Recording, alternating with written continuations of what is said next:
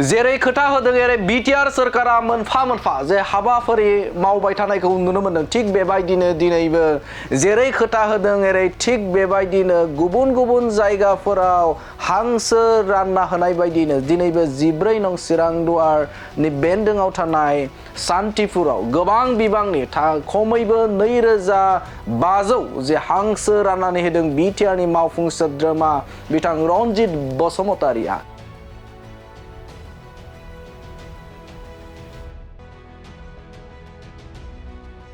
Animal हाजबेन्डारि बिफाननिफ्राय बे समाव राननानै होदों गासै 2500 हांसोखौ गासै 50 मुलाम्फागिरिनो बे हांसोखौ राननानै होदों मावफुं सोद्रोमा रनजित बसुमतारि। जेरै खोथा होदों थिग बेबायदिनो मोनफानि उनाव मोनफा मावलांगासिनो दं बिटिआर सोरखारनि मोनफ्रोमबो थामहिनबा बिफाननि दैदेनगिरिफोरा। थिग बेबायदिनो दिनैबो 14 चिरां दुवारनि बेन्दोङाव थानाय बे समाव सान्तिपुराव गोबां बिबांनि हांसो राननानै होदों बिटिआर सोरखारनिफ्राय आरो बे समावनो मुलाम्फा मोनगिरिफोरा गोबां बाथ्रा बुंनायखौ नुनो मोनदों। बिथांमोना बुंथिदोंनो थांनाय गोलाव बोसोर बेफोरबायदि अनसुंथाइफोरखौ सरकारनिफ्राय मोनसेबो मोननो हायाखैमोन जायनि थाखायनो बे समाव सरकारनिफ्राय जि अनसुंथाइ मोनदों बे अनसुंथाइ मोननायखौ जोबोदनो गोजोननाय मोनदों जोबोद थुलुंगा मोनदों बिथांमोना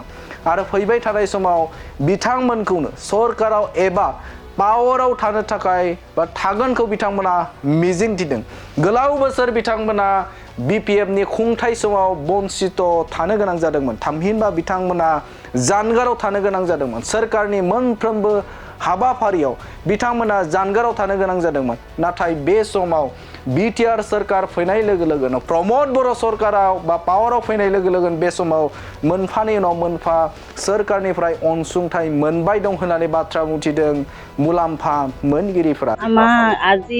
আজি নহয় মানে প্ৰথমৰ পৰা ভাল লাগিছে যেতিয়ালৈকে আমি প্ৰমোদ ছাৰ আহিছে আৰু ৰঞ্জিত ছাৰে আহিছে আমি আমাক যিমান ভাল কৰি মানে আগত এনেকা নাপাইছোঁ পোৱা নাছিলোঁ আমি ইমান মানে বস্তুবিলাক বা নিজৰ মনটো অলপ অশান্তি আছিল যেতিয়ালৈকে আমাৰ প্ৰমোদ ছাৰ আহিছে ৰঞ্জিত ছাৰে আহিছে আমি মানে বহুতেই সন্তুষ্ট আছোঁ আৰু যি পোৱা লাগে এইগিলা গোটেই পাইছোঁ আৰু এইকাৰণে আমাৰ মনটো আজি বহুত ভালে আছে বিপিএল सरकारै হ'ব লাগে।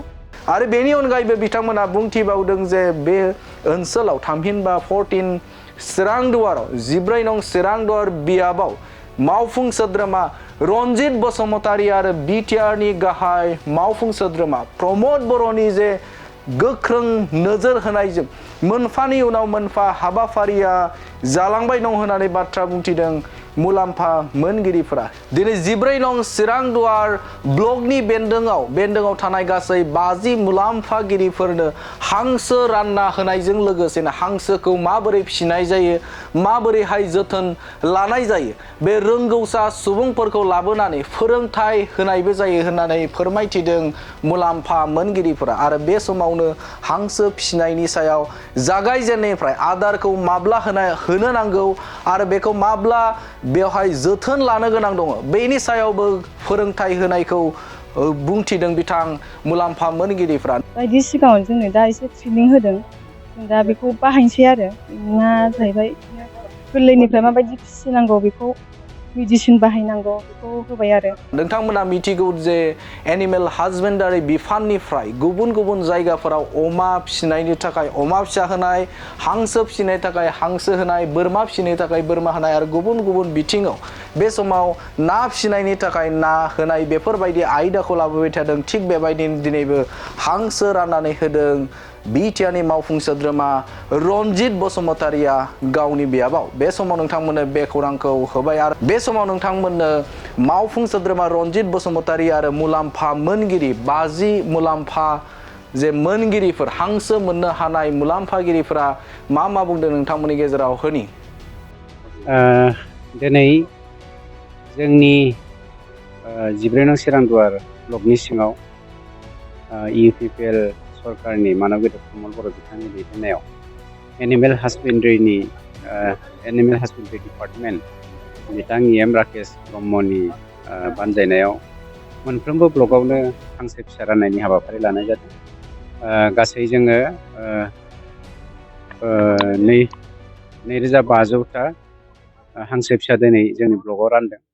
गतिके बे 2,500 हांसो फिसाखौ राननायजों लोगोसे बे हांसो फिसाखौ फिसिनायाव माबायदि आबाद लानांगोन बा जोथोन लानांगोन बेखौ लानानै जोङो बेंटलनि भेटेरिनारि डिपार्टमेन्टनिनो डक्टर मुस्रिमा सुस्मिता बसुमतारी, नामखौ एक्जेक्टलि बावगारबाय आं, डक्टर बसुमतारी बिथाङा फैनानै दिनै जोंनि बेनिफिसियारिफोरनो ट्रेनिं होफैदों। खोब गोजोननाय मोनदों। थांनाय बाराव जोङो बेफोरबायदि बेनिफिसियारिफोरनो दाउ, हांसो, फारौ, अमा, मोसौ रानना होनायाव जोङो ट्रेनिं होनो मोनाखैमोन, खिन्थु देग्लाय ट्रेनिं होनो खाबु मोनबाय। आंथ' बिराद मोजां मोनदों जोंनि बे बिटिसिनि प्रमद सरखार दानायाव। दा जों रन्जित सारनि अननायाव जों हांसो दा सानैजों 50टा हरदों आरो दा जों दा बेखौ मोननानै बिराद गोजोनदों। दा बेखौ जों दिनै लांफैदों आरो। आगोलनि समफ्राव बेबायदि मोनाखै एबार फार्स्ट आरो बेनो। हांसोखौ मोननानै माबायदि जोथोन लागोन आरो मा माबायदि आबाद खालामनायनि बेखौ जों दा बायदि सिगाङाव जोंनो दा एसे ट्रेनिं होदों, जों दा बेखौ बाहायनोसै आरो। माबायदि ट्रेनिङा जाहैबाय बिदिनो गोरलैनिफ्राय माबायदि फिसिनांगौ बेखौ मेडिसिन बाहायनांगौ बेखौ होबाय आरो। सन्थुस्थ' रोंबाय नामा? एसे दा औ रोंबायानो। इयुनाव मा आसा फारिबावदों आरो बिटिआर सरखारनिफ्राय बिटिआर सरखारनिफ्राय जिहेथु माबा मोनसेफोर फैयोबा बेफोरखौ मोनबावो खोमा जों बेखौ सानो आरो। আমাৰ আজি নহয় মানে প্ৰথমৰ পৰা ভাল লাগিছে যেতিয়ালৈকে আমি প্ৰমোদ ছাৰ আহিছে আৰু ৰঞ্জিত ছাৰে আহিছে। আমাক যিমান ভাল কৰি মানে আগত এনেকুৱা পোৱা নাছিলোঁ আমি, ইমান মানে বস্তুবিলাক বা নিজৰ মনটো অলপ অশান্তি আছিল। যেতিয়ালৈকে আমাৰ প্ৰমোদ ছাৰ আহিছে, ৰঞ্জিত ছাৰে আহিছে, আমি মানে বহুতেই সন্তুষ্ট আছোঁ। আৰু যি পাব লাগে এইগিলা গোটেই পাইছোঁ আৰু কি। সেইকাৰণে আমাৰ মনটো আজি বহুত ভালে আছে। আগত পোৱা নাছিলোঁ। নাই একো পোৱা নাছিলোঁ। মানে এতিয়া যেনেকা প্ৰমোদ ছাৰ আহিছে, ৰঞ্জিত ছাৰ আছে, মানে চবে মানুহবিলাক লগতে ঘূৰে। মানে আগত এনেকুৱা নাছিল। আমাৰ মানুহবিলাক চোৱা নাছিলে। যিখিনি মানুহ ইহঁতৰ আছিল সেইগিলা নিজে নিজে মানে আমাৰ জাতিও আছিল, মানে ইহঁতে নিজে পাইছিল, নিজে লৈছিল। এতিয়া মানে চবজনকে চাই আৰু ছাৰক খবৰ লৈ থাকে যে গাঁৱৰ কিমান পাইছে, পোৱা নাই সেইগিলা। 2025 আপোনাৰ বিটিচি ইলেকশ্যন হ'ব। ইউপিপিএল চৰকাৰ থাকিব নে নাই? ইউপিপিএল চৰকাৰে হ'ব লাগে।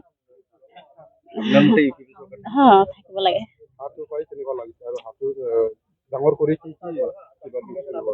আমাক যেনেকুৱা ছাৰে আজি হাঁহ দিছে, মানে আমাক আগত যাব কাৰণে দিছে। মানে আমি ভালকৈ আৰু যত্ন কৰিব লাগে। আৰু বাইদেউ মানে আনিছিলে, মানে অলপ ট্ৰেইনিঙো শিকাই দিছে, যে এইটো কাৰণে ভাল লাগিছে। আমি উত্তৰণি খাটাৰ পৰা।